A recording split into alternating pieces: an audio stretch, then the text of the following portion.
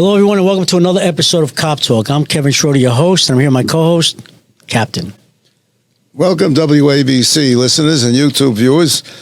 Our next guest is a friend of mine. I know him for a number of years, and he's running for election to the City Council. We're very glad to have him here. So our guest today on Cop Talk is Frank Morano. Frank Morano is a candidate for Staten Island City Council, representing Staten Island, correct? Yeah, absolutely. Kevin, Ed, it is great to be here. I love your show. I listen regularly. I've stolen some of my best guests from you guys, and you guys do a wonderful job in a city that often seems like it's going crazy, especially on a governmental level. You guys are a rare voice of sanity, and I know a lot of the cops that I've been meeting, active and retired, while campaigning, they all listen to your show. So keep up the great work. I'm honored to be here. And you have your own show. That's right. The Other Side of Midnight. The Other Side of Midnight. 5 a.m. Yep. People can check it out, and if they don't want to stay up that late, they can listen to the podcast anytime they want. Just search The Other Side of Midnight on any podcast app. Awesome. Well, Frank, thanks for being here today. Thank I know you. you're busy campaigning, and we wish you all the luck. As Thank you know, you. you have our support. I appreciate that. On that note, And as a detective, I'm particularly honored to have the endorsement of the DEA, great law enforcement union, and their president, Scott Monroe's been a warrior in terms of supporting my candidacy. Awesome. I'm actually on the political action committee for the DEA. Wonderful. Thank you again. Thank you doubly so. On that note, give our audience your background. Where you grew up, where you went to school. Well, look, I'm a lifelong Staten Islander. Lived in Staten Island my whole life, and attended public school my entire Staten Island career until college. PS3, IS-34, Tottenville High School, and then ultimately I went to NYU for college. And I love Staten Island. It's a great place to live. It was a great place to grow up. It's the only place I can imagine living. And we're raising my wife Rachel and I are raising our 3-year-old son Carmine there. And one of the things that kind of was my impetus for wanting to run, aside from not wanting to see someone lackluster take over for Joe Borelli, is that I want to be able to say to my son when he's an adult, because I saw so many of my friends move off of Staten Island, I want to be able to say to him that I did everything in my power to keep him here, whether it's through sanitary conditions, whether it's through not having people nickel and dime to death, whether it's through public safety, whether it's through anything that needs doing. I'd like to be able to say, look, I left it all out on the field. I fought the good fight. And if at that point you still want to make the decision to move to Jersey, Pennsylvania, Florida, Arizona, Tennessee, that's on you, but it's not going to be because of any lack of effort on my part. Right. What actually made you want to run for city council? I mean, besides the most obvious, I'm sure. Well, really that. I mean, honestly, I have, Ed knows, I have a great job. And this job is one that I've been trying for my entire life, to be able to have an overnight radio show on the station that I grew up listening to, and then to have that show be syndicated all over the country. It's really a dream come true. And ultimately, as you know, Kevin and Ed, unlike the work you used to do, the work I'm doing, it's a lot of fun and it can be a lot of hard work, but it's not exactly digging ditches or doing brain surgery. If I do a bad show, if I screw up anything, nobody dies. I make a goofy comment, I go to the wrong caller, I don't have an appropriate retort, I do a bad interview. All those things are very rare, by the way. You make it up the next day. But I wanted to do something that I felt might have been a bit more consequential. And that's where I see what's going on in the city council, not only with respect to law enforcement, which you guys have chronicled better than anybody, but just the city council as a whole. And it's a house of insanity. And I want to be able to give voice to the silent majority, or at least the silent plurality of New Yorkers that feel the city council doesn't speak to them or speak for them. I want to be the guy that stands up and says, all right, when we're in the midst of a projected budget deficit, maybe now's the time, not the time for a commission to have reparations for slavery. I want to be the guy at a time when we're talking about cutting universal pre-K that says, all right, maybe now's not the time to spend a couple of $1 billion for housing and accommodations for illegal aliens. I want to be the guy that gives voice to the New Yorkers that feel like nobody speaks for them.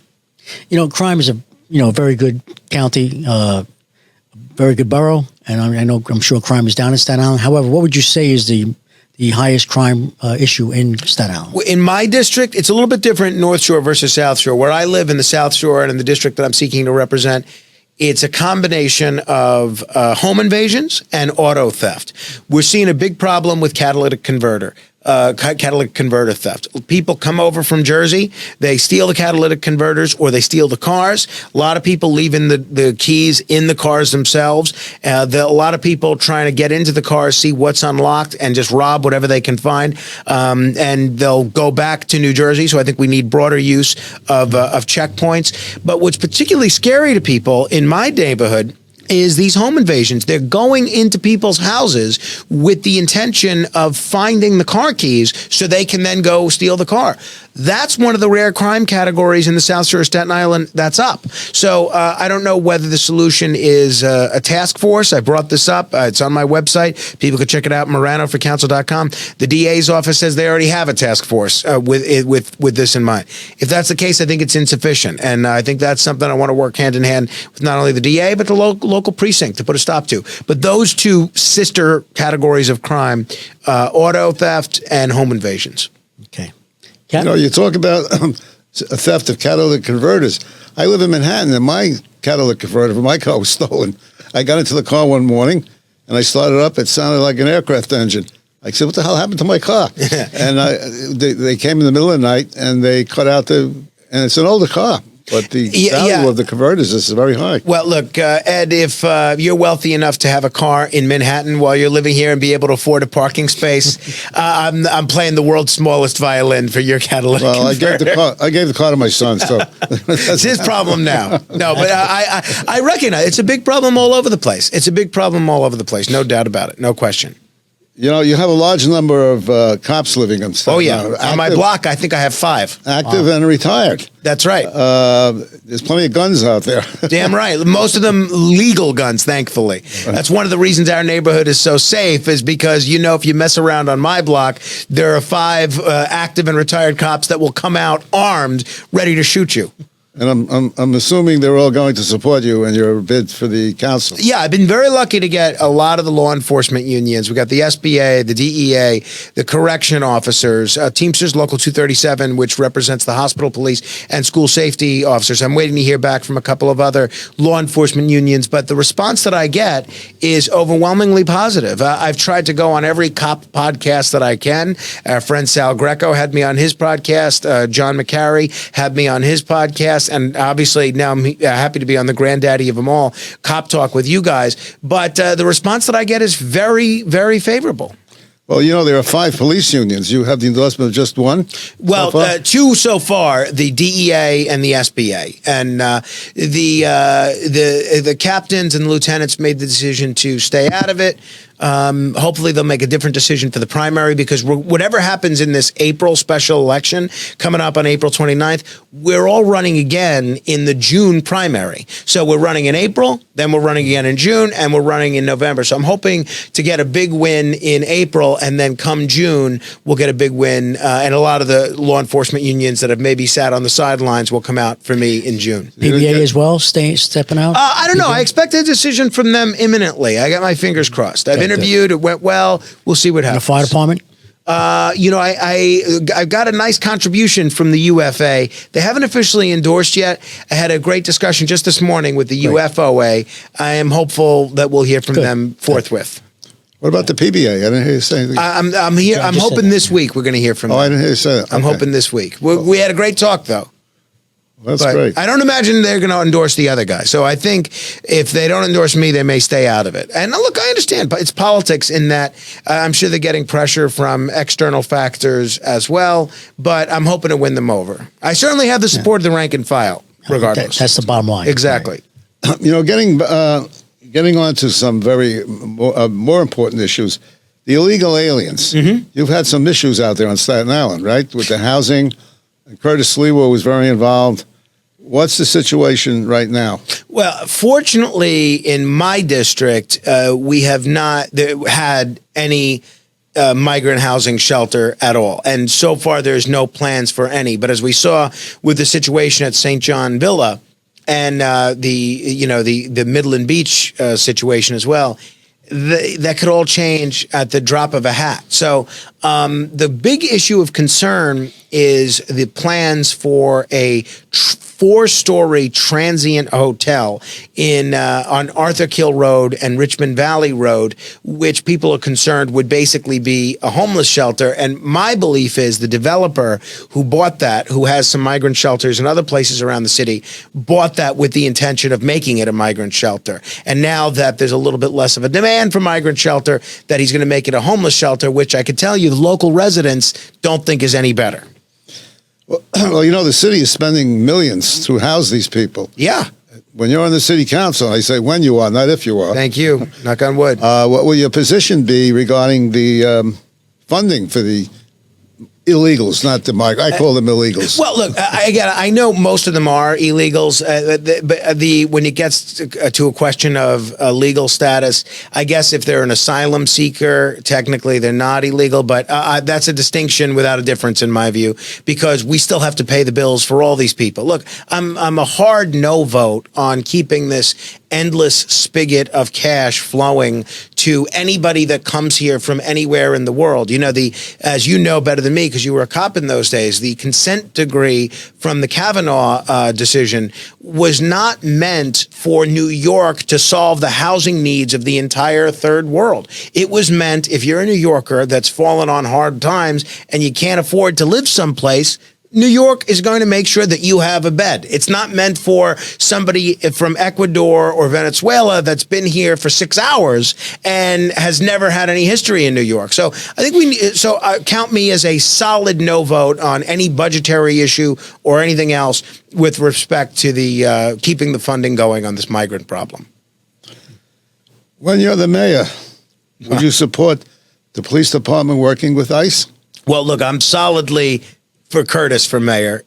So I'm only looking to run for city council. I'm going to be a great partner to Curtis when he's elected. But yes, not only would I support the police department working for ICE, I just testified a couple of days ago before the Charter Revision Commission saying that they ought to put a question on the ballot this year and let New Yorkers vote.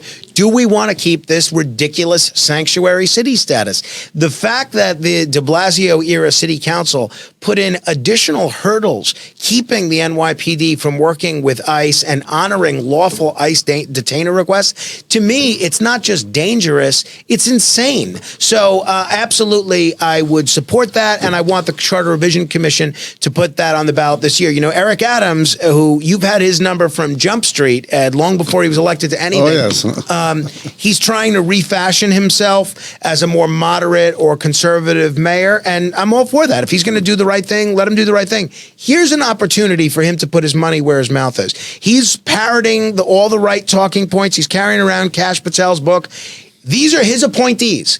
Have him direct his Charter Revision Commission to put the question of sanctuary city status on the ballot this year, and let New Yorkers vote. Let both of us make our case. Let me, presumably you, Curtis, Scott Lebedo, and others who think that we should not be a sanctuary city, let us make our case. And then let folks like Adrian Adams and Jamani Williams and Brad Lander make their case as to why we should. You know, I mentioned the city council. There's a battle going on right now regarding this issue. They're supposed to take a vote on it. Yeah, look, I mean, you really, and it's one of the reasons I'm so eager to serve in the city council, because if you look time and again, there are these anti-law enforcement measures that are passed by the city council in veto-proof majorities. The neck compression bill, the How Many Stops Act, we can go down the list. And even if you had Rudy Giuliani as mayor, you still have a city council that could override all of his vetoes. The mayor, to his credit, vetoed several of the worst pieces of legislation. What did the city council do? Instantly, they overturned the veto. So unless we can make some headway on the city council and getting more moderate people elected, or even they could be liberals, but liberals that believe in law enforcement, then it's all for naught. So yeah, this is where the battle is being waged. And people that, they're expecting the turnout in my election in April 29th to be maybe 8.5%, maybe 10% at absolute most.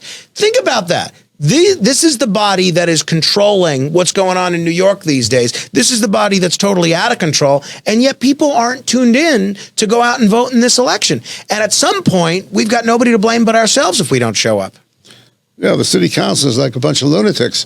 you forgot qualified immunity. Yeah, I mean, again, we could go down the list, and that's another one. Absolutely. So you would support abolishment of all these crazy laws restricting the police department? 100%. Look, and I don't want people to misunderstand me. I think if a cop is out of line or guilty of misconduct, he should be dealt with. But if you look at the layers of discipline that the police department has now, you not only have internal affairs, you not only have 5 DAs, you not only have 2 U.S. attorneys, you not only have an inspector general, you not only have a court-appointed monitor, all of whom, you not only have a civilian complaint review board, all of whom have the ability to met out some sort of disciplinary action against police. You think to yourself, at what point is enough enough? We've got more cops policing the police than we do policing the criminals. It's nuts. True.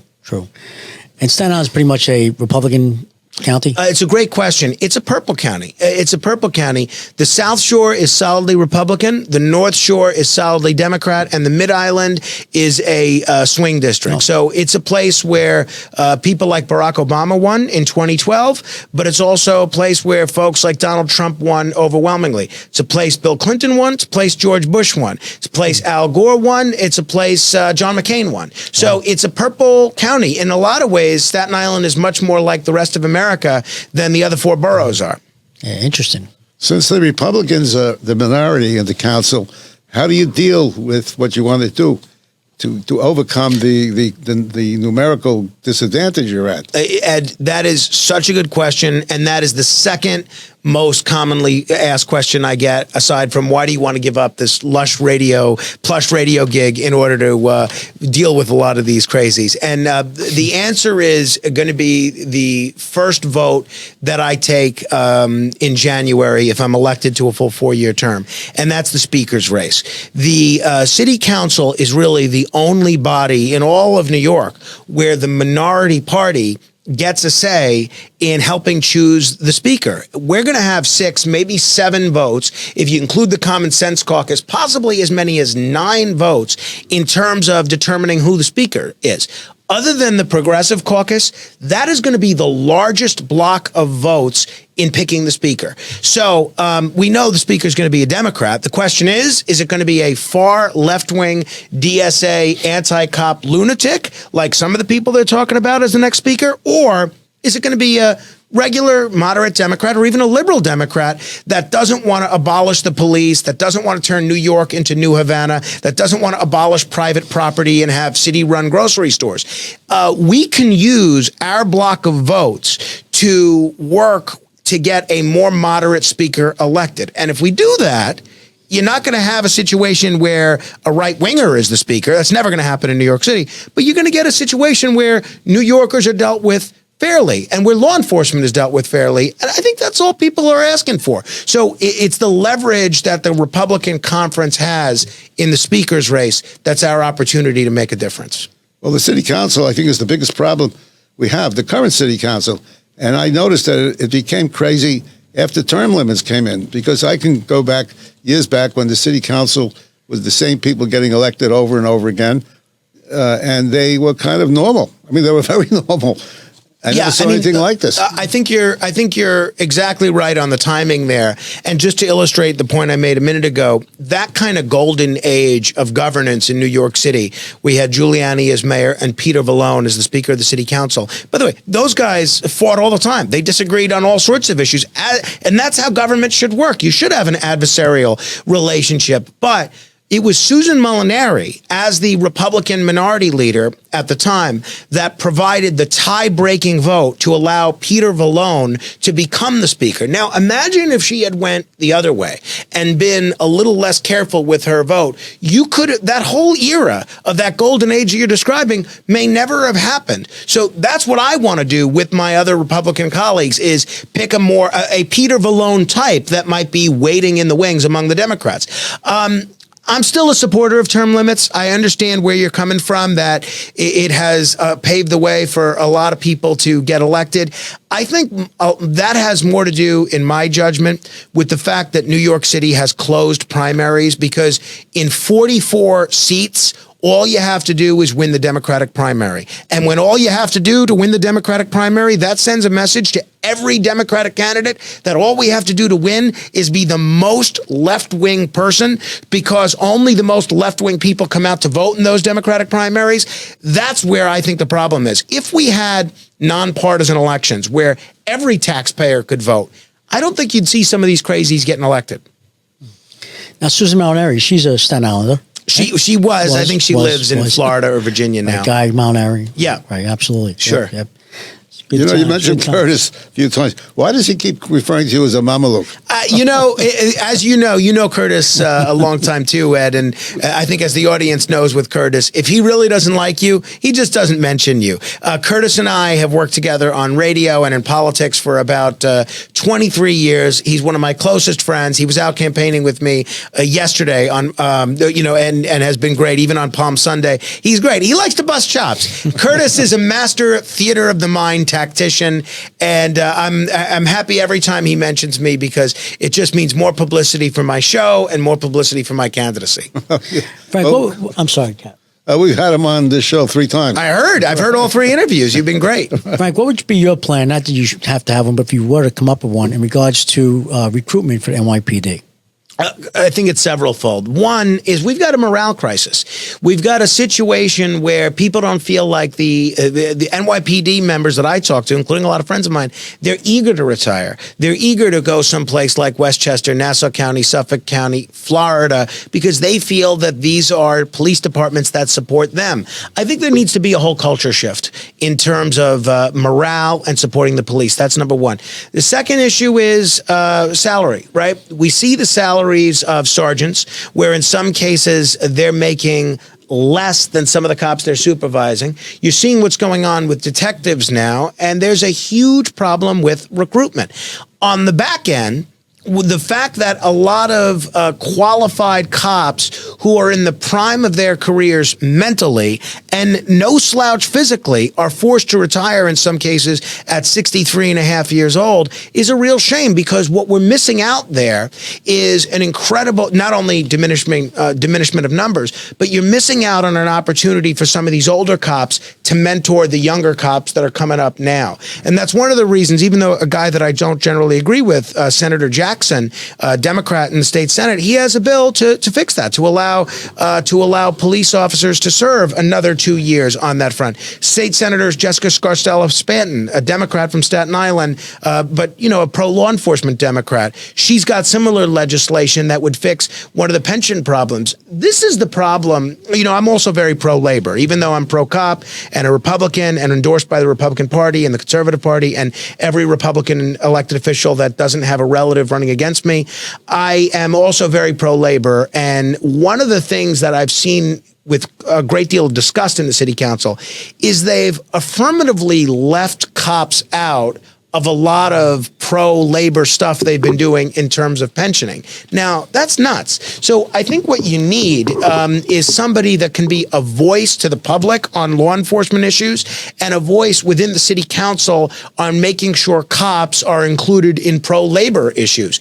And unfortunately now, I think what you see in the city council is the worst of both worlds, where they are hostile on law enforcement issues, and they actually go out of their way to exclude cops on pension adjustments that they make and things like that. Yeah, well said. True. Well, Kevin could tell you about the DROP program. I assume that would be a state issue, but perhaps you would support it. Why don't you tell him about the DROP program? Actually, we're touching on it before. But tell the audience. Yeah, it works well in Cleveland. I believe it's San Diego as well, and some other cities, where basically you hit 63, mandatory retirement for the NYPD. So if you wanted to stay, 63 years old, maybe take a physical, you could stay, you sign a 3-year contract, say 3 years, and after 3 years you could maybe sign on for another 2 years, 5 years being max. Your pension gets frozen, so you can't, add to the pension. It's frozen. You'll collect that once your contract's done. And in the meantime, you're basically hired back doing the same job you've been doing for the past X amount of years. Say, in my case, New York City detective, Midtown North Detective Squad. Say I hit 63, I want to stay. Things are good, I'm healthy. Take the physical, all good.